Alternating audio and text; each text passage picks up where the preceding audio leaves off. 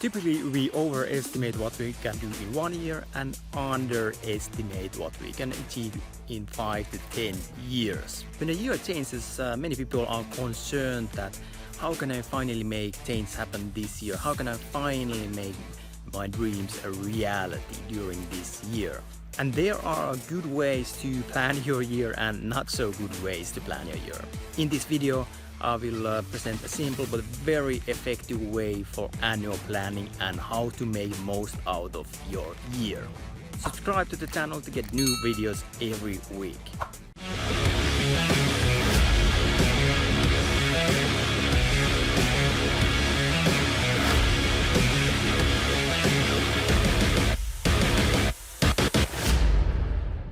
Topic is how to do annual planning the right. So owners are thinking that, hey, maybe I want to be in a different place in a year from now. So, if you want to make most out of your year, then it's really important to do planning. And I have seen, experienced myself that, most of the time, for a lot of people, the planning just doesn't reap most of the benefits. And that's a real shame because, by doing this really well, it can really transform your business and you can go really far, really quickly.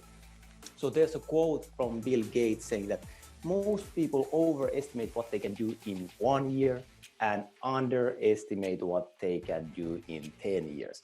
And that is really spot on, and I have been guilty of this myself as well. I've been overestimating what I can do in 1 year. And that's why it's important not to only focus on year by year, but really have this underlying purpose and vision, where do you want to be in 2, 3, 5, 10 years from now. So some of the most common mistakes when making an annual planning is making too big, too detailed, even maybe task level, or then rigid, or even just plain crazy plans. And another mistake is that not really understanding what getting to the end result really requires. So let's take an example. Let's say that, we have a business and in a year like this year, we want to make $10 million in sales. So let's say that we are selling a $10 product, a product that costs $10. Well, that means that you need to sell 1 million products in order to reach that revenue target. And if the cost of goods sold is $3 per unit, then during the year you would need to invest $3 million in inventory. So are you able to make that? Is your business able to pay for it? And another mistake is that, and I'm being guilty of this as well, so losing focus, getting really lost in the details, or doing too many things at the same time. And then this is a really important one, so not accounting for and not adapting to change related to this, because this is typically used in software development, but it's really spot on for pretty much any project that you're doing that has any kind of uncertainty. So at the point when you start a project, that's when there's most uncertainty. And that also means that when you're doing estimations, like how long is something going to take, that means that in the beginning your estimations are going to be pretty much way off. So the closer you get to the end of the project, the better you are able to make estimations, because at that point the uncertainty gets lower and you are able to acquire more information about the thing that you're actually doing. And this is really applicable to if you are doing something that you know all the details, like maybe let's say a house or something like this, which you have done 1,000,000 times, then this is not so much applicable to that kind of scenario. This is mostly when you're doing something new. So let's look at the process. The process has 4 steps. So step 1, define where you want to get. And step 2, how it actually looks like. Step 3, the pathway in getting there. And step 4 is then tracking your way and making sure that you get to the end result that you desire. So step 1, define where you want to get. So we are making an annual plan here. So where do we want to be in a year from now? So the questions to ask are that, okay, where do I want to be after 1 year? How does the end result look like? What are the market trends and problems? What are the opportunities and threats? Like you can do a SWOT analysis. So at the end of the year, let's take an example here. So let's say that I want to have an Amazon FBA business that I can sell for 7 figures. Okay, fine. So now we have established that where do we want to be in a year from now. So let's dig a bit deeper and see that how it actually looks like, what is required in order to get there. So, all right, so I want to get $1 million in cash for my business, which means I need to have $1 million in annual revenue, 300K in profit, and then 3.5 multiplier. So this is valuation of the business, and these multipliers really depends on the business and the business model and many different factors. But let's just say that in order to that we will have this 3.5 in order to meet this target. So next questions are that, is this realistic within 12 months? What is the key metric that is going to get me there? For example, launching new products or something like this. It has to be, it has to be something that will assure that you will arrive at the end destination. Do I have the resources to make it happen? Is this what I really want? And am I willing and able to do what is required? So that means pay the price. There's a good saying that you can achieve anything, but are you willing to pay the price that you have to pay in order to get there?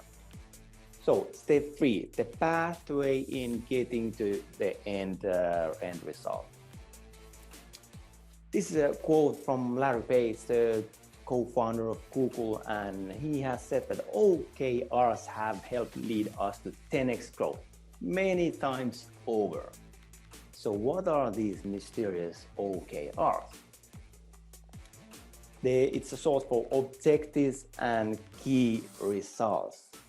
So it's a goal-setting framework that helps define goals and track the outcome.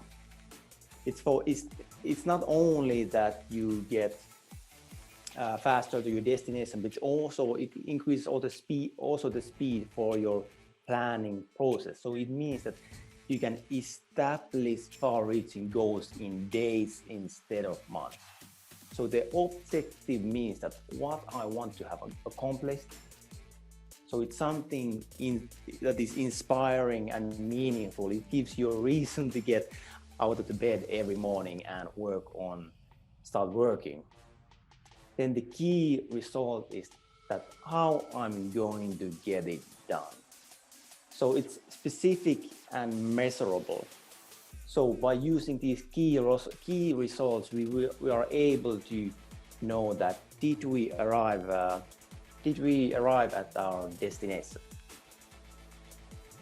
So when we are doing annual plan, it actually makes sense to start from the end going backwards.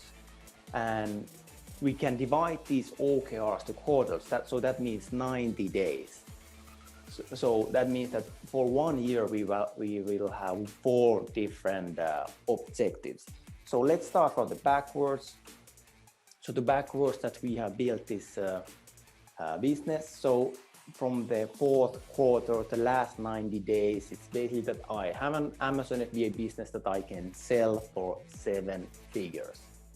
So key result would be, or could be, that I have an offer from a buyer to buy my business for $1 million. So that's really specific and measurable, because if we have an offer from someone to buy our business, that means that We have a business to sell for 7 figures. So let's back down a bit for the previous 90 days. It could be that my products are crossing the marketplaces.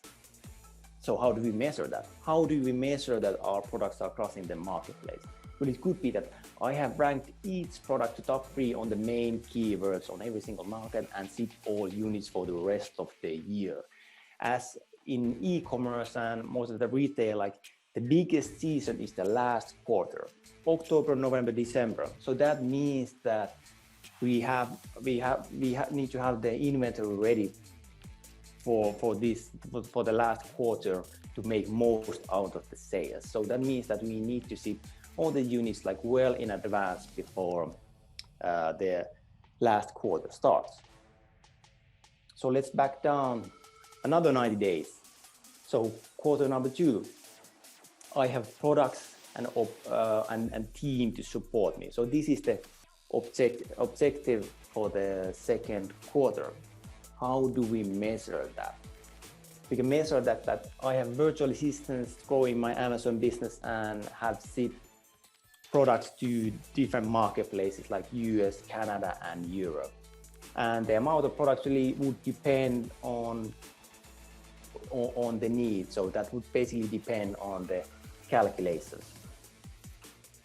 Then let's say our first 90-day goal, our first 90-day objective is that I have a pathway to build $1 million brand.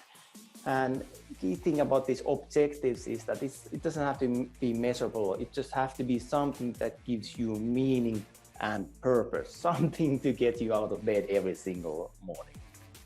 So how do we measure that? So we can measure that with a key result like I have a business plan and set up full of $1 million valuation based on buyer expectations.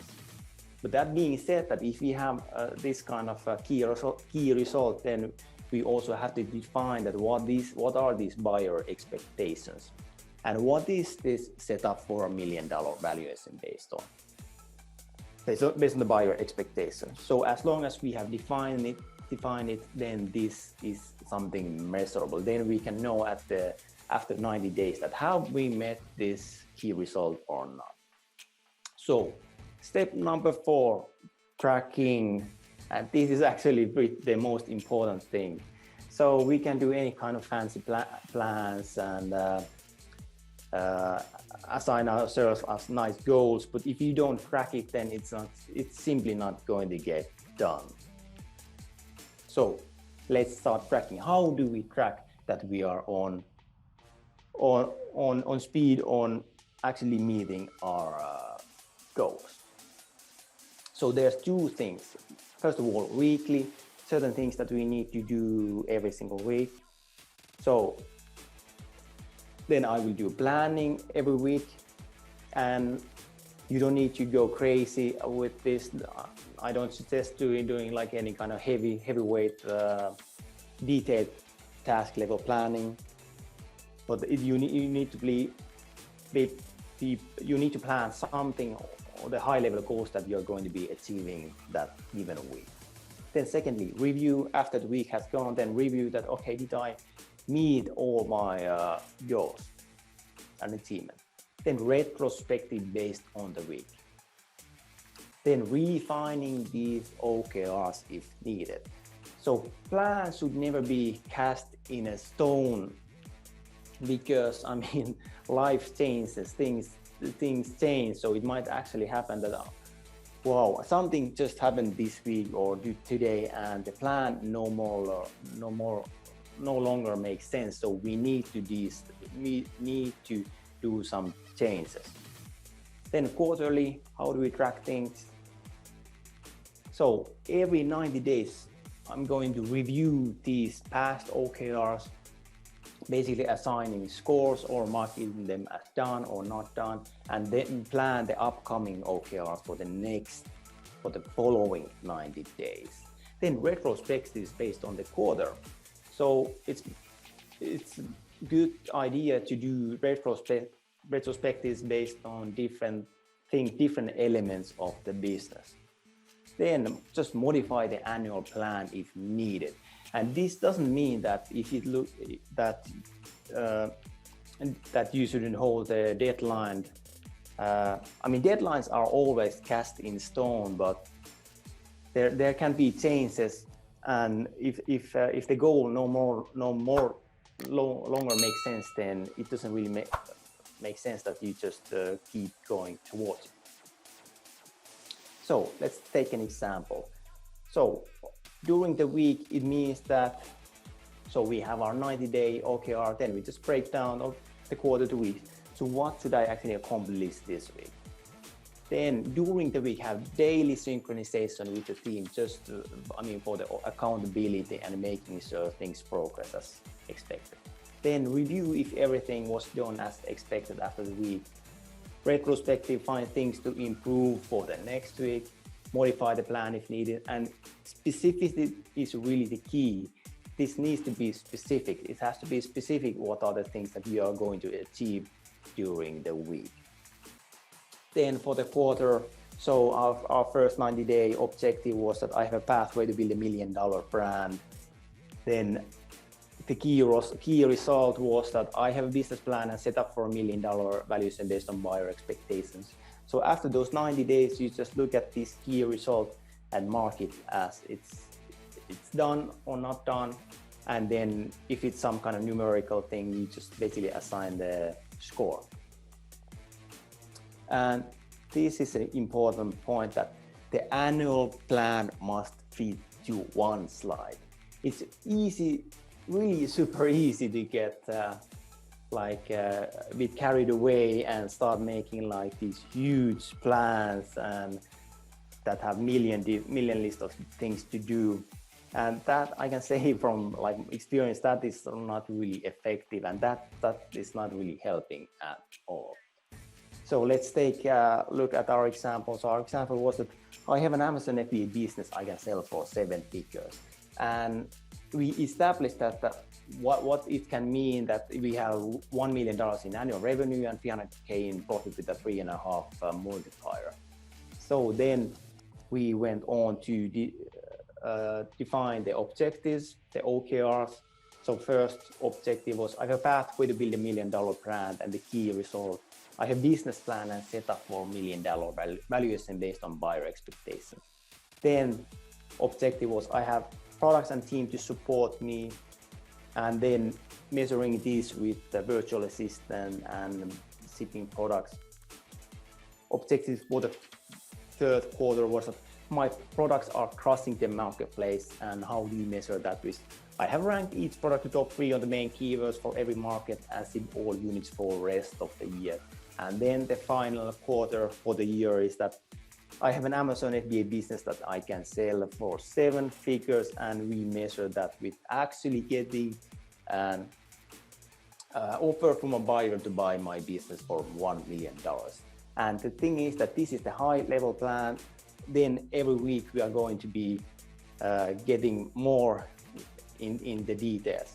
I mean, if you just look at this, it doesn't necessarily give you all the information you need to have. What is it exactly that you need to do during those 90 days? So that's why it's good to do that like weekly planning, where you really can go into the details and break that objective into weekly tasks. And here's a bit of advice that, I mean, financial forecasts are something you should do in any case. So putting those as key results might lead to turning blind eye to other important things. And having too many key results disrupts focus. So less is more. And it's typical, and we have also done the same mistake, that we have several different objectives and several different key results. And typically it's just going to make you less focused, and it can be that you are actually not getting most of what you can achieve. And then it's basically just rinse and repeat, continuously improve, and it's basically just like a flywheel. Just you're continually improving on different small things and making the flywheel turn, and then it will get this momentum, so you don't need to give as much pressure all the time as you have to do in the beginning. If you liked my system, then hit the thumbs up and let me know your biggest takeaway in the comments. You can write your questions in the comment section and I will make sure to reply everyone. And remember to subscribe to the channel. If you need help, then just hit the link and check out my free training, and talk to you soon.